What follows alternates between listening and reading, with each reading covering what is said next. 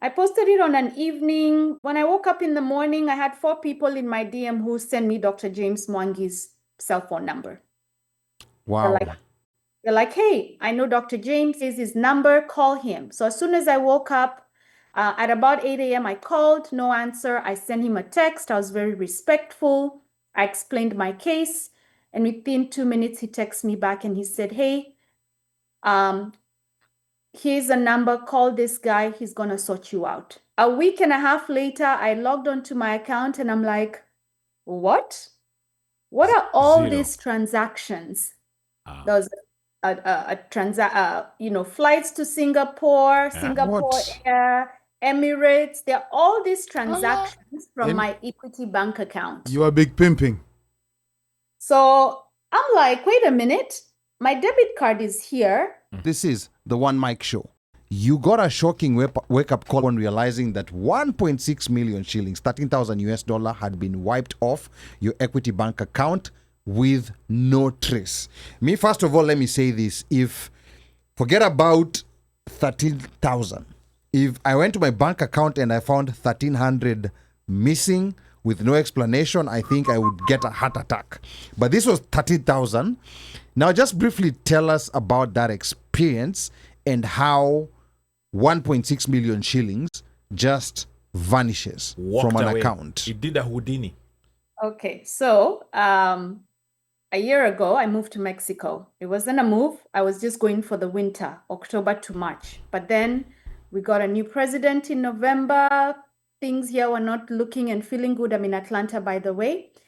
And I decided, I don't know if I want to go back to the US. So let me camp out in Mexico. That's where I've been since October last year until June when I left to travel for 3 months. So during Easter weekend, me and some African-American friends of mine who we all met in Atlanta and were friends here, and some of us have moved to different parts of Mexico. We met up in Mexico City for the weekend.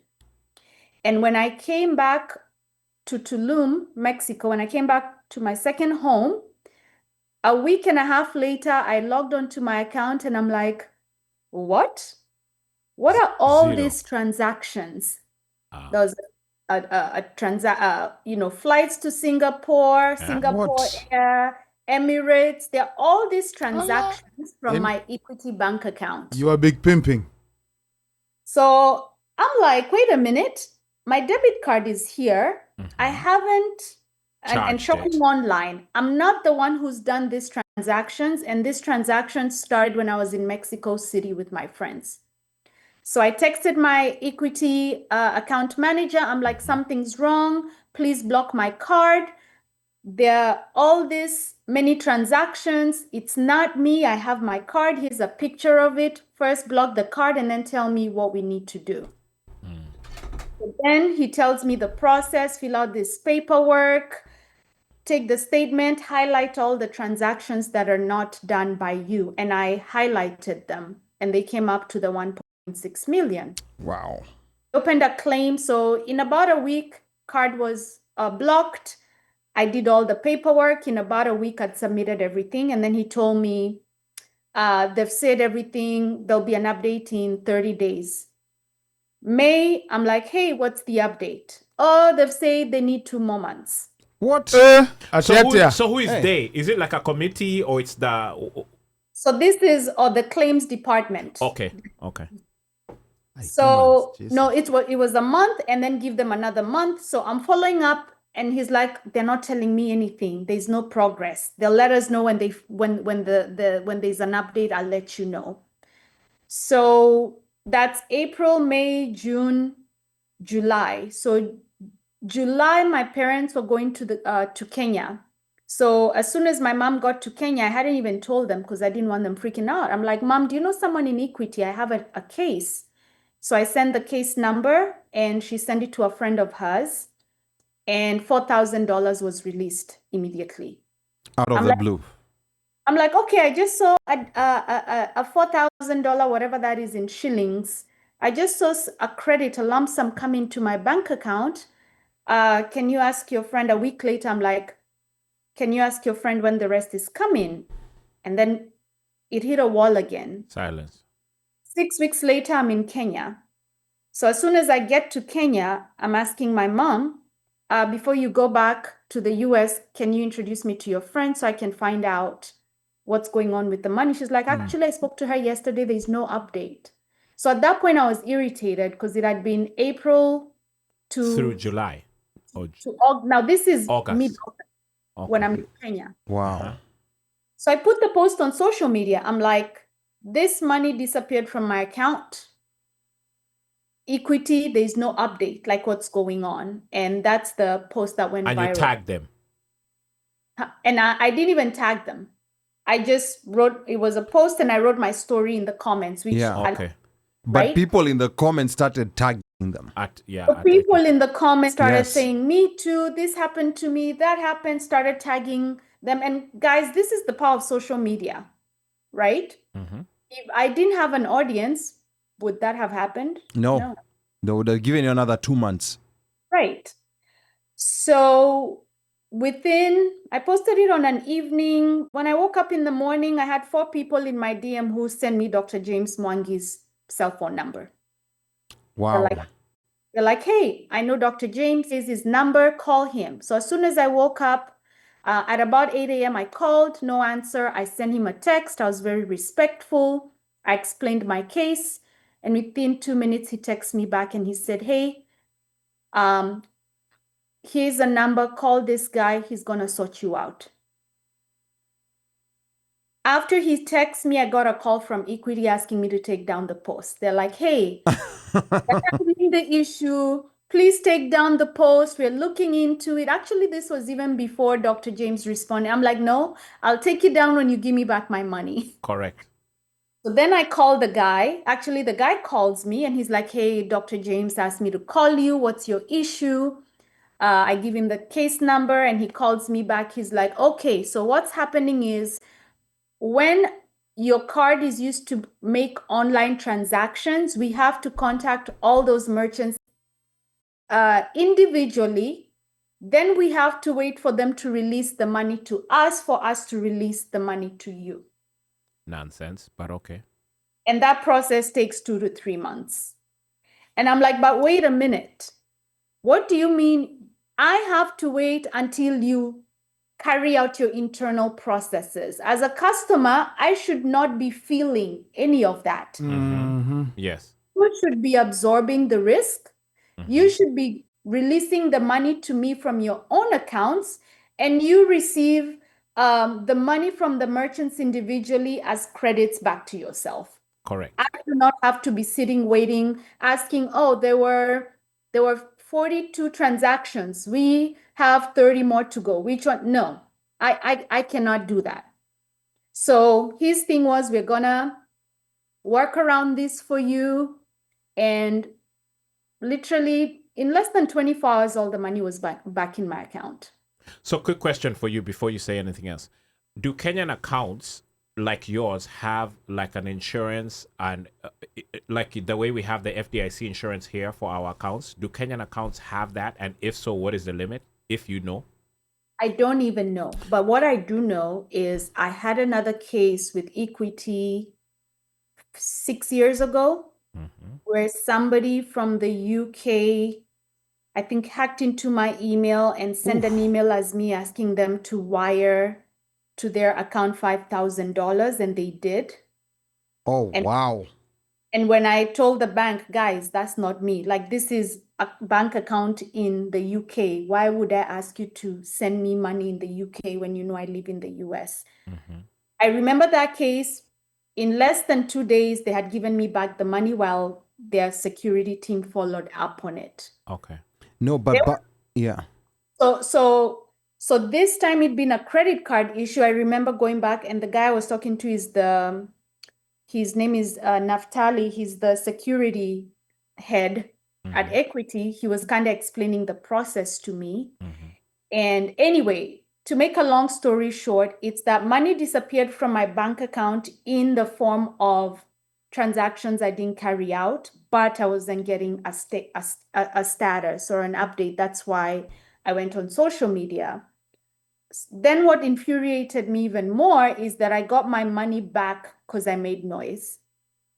And you Not knew not because somebody. not because a process was followed. Yeah, But let me ask. yeah. No. Before you go there, Sorry, go ahead. the question that Omosh had asked If on. there, So at this rate, I don't think there's like an FDIC. So there is in Kenya. It's called KDIC. Yeah, it's called KDIC, but that has nothing to do with unauthorized transactions. So that has something to do with if a bank goes down.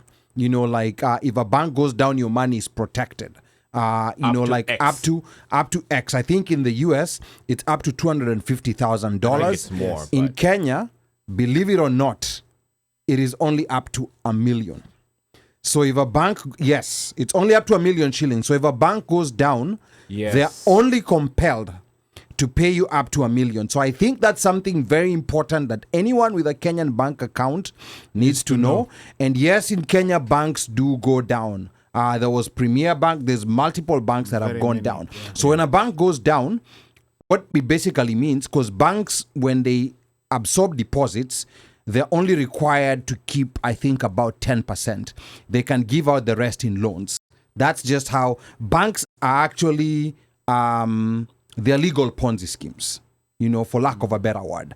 So if a bank has 100 billion shillings, the central bank only requires them to keep about 10 billion. The rest, they can give it out in loans. That's how banks make their money. But remember how Silicon Valley Bank in the West Coast went down? It's because now when the depositors, when they all come at the same time, you know, you have 100 billion in deposits, Metro 90 billion in loans, and all the depositors come at one time and they say, hello, we want our money. So SBC that, Bank or something yeah, like that. so that's what makes a Silicon Valley bank go down. That's when FDIC takes over, in Kenya, KDIC. So in Kenya, you need to understand, if you have to keep more than $1 million shillings in Kenya, Spread it. spread it across banks. Do it in a different bank. So your 1.6 million. So it's not per deposit. It's is it per bank per deposit? Meaning, if I have several accounts in the same bank. No, or it is it's- per. I want to say it is per individual. It is not per account. Okay. It is not per account. So you cannot open 5 accounts. So you can open 1 account. And the good thing is that when you spread it across, it's very unlikely. Unless you're just an unlucky person, that all that the 5, 2 banks or yeah, the 5 banks that you have your money in all go down at the same time. Maybe one might go down. Your 1 million is covered. So that's one thing that Kenyans, and that 1 million iliongezwa majuzi. It used to be 100K. Believe it or not, it used to be I think 100K. they added it after one of these banks. failed. After one of the banks, Yeah. after one Way of the af- banks I think went a little down. way after Premier. Yes. Yeah. So I think that's something very important to know, especially people who do a lot of business in Kenya, like yourself, Jane Mukami. It is very, very important to know that in case, Equity is a very stable bank, but just in case of anything, it is important to know that, when it goes down, like Amalinze the cat, anything above 1 million, the bank is not obligated to give you back that money. So I think that's the one big thing. That Yes. is extremely sad. Yes. Now, the other insurance that we have here in the US, which I think is with the Visas and the MasterCards, like if in case of any unauthorized transaction, It's immediate. yeah, it's immediate. It's insured. If you did not do the transaction, Yeah. you'll get, that's a different kind of insurance. Remember, Visa and MasterCard make a lot of money when you On swipe. fees. Yeah. Oh, yes. And most people don't know because they don't get charged a fee, but the businesses Get are the ones charged that a fee. pay that fee, and basically that fee is in the price of your product. I'm sure Jane Mukami is familiar with this. She charges people, so she knows there's a fee that the business pays for that. So within that, there's some kind of insurance in case of an unauthorized transaction.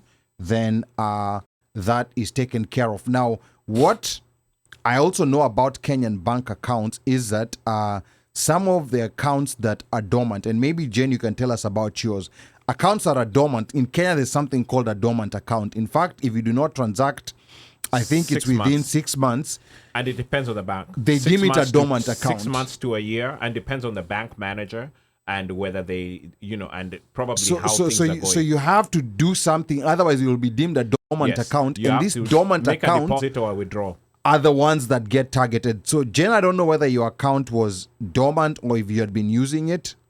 No, my account was not dormant at all. Okay, so clearly you are Yeah, targeted. yeah, somebody had just gotten the number. Yeah. I think what I chalked it up to is when I was in Mexico City, I remember using my card at a coffee shop. And you know, Mexico City is like New York, where someone's PDQ machine they could have schemed a that kind of thing. duplicating thing. Yes. Yeah. I think that's what happened. Someone schema. literally copied my info, then took it and went and just got online and started transacting. And then the other thing that Equity messed up on was they turned off my text notification.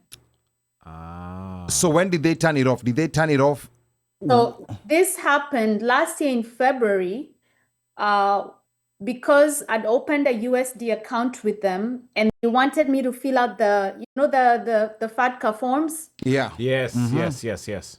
So I had delayed in sending them by a month, so I sent them in February. So I think during the period by which I delayed, they turned off my taxes. But when I sent the FATCA forms in February, apparently they didn't turn my tax back on. So in April, when I was asking, but how did I get, why is it that I wasn't getting dinged on text message for me to Yes. catch the transaction Correct. sooner? Yes. And they're like, well, your notifications are turned off. I'm like, why? Because you didn't submit this thing. And I'm like, here's an email. I submitted this in February. We're now in July. But wait a minute. What? But even if you did not submit, what I does the know. text Yeah, what notification does have no, to do? they're trying to be Nini, what is it called? No, Punitive. kifua. They're trying to be punitive. It's because they're telling you to do something and you're not doing it. Yeah, because my NCBA account, if I do any transaction, bam, get texts. you get a text Correct, right there and yes. then, which is a good check and balance. Yeah. So anyway, I kind of leveraged that saying because of your admins not updating the system that I submitted the paperwork in February and you stupidly turned off my text, I need you to resolve my issue ASAP.